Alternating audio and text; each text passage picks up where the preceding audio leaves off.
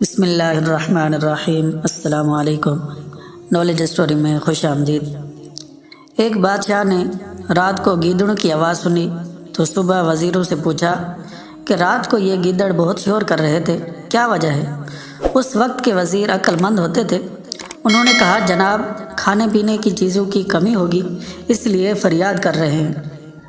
تو حاکم وقت نے آرڈر دیا کہ ان کا بندوبست کیا جائے۔ وزیر صاحب نے کچھ مال گھر بھجوا دیا اور کچھ رشتہ داروں اور دوستوں میں تقسیم کر دیا۔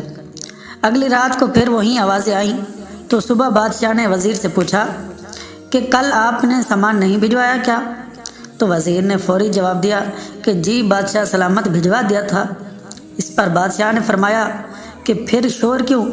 تو وزیر نے کہا، جناب سردی کی وجہ سے شور کر رہے ہیں۔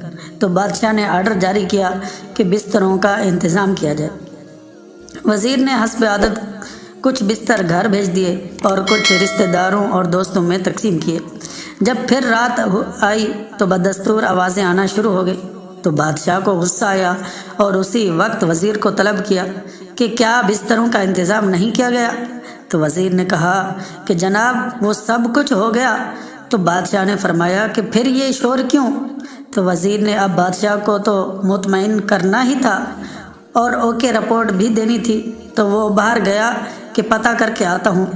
وزیر جب واپس آیا تو مسکراہٹ لبوں پر سجائے آداب عرض کیا کہ بادشاہ سلامت، یہ شور نہیں کر رہے بلکہ آپ کا شکریہ ادا کر رہے ہیں اور روزانہ کرتے رہیں گے۔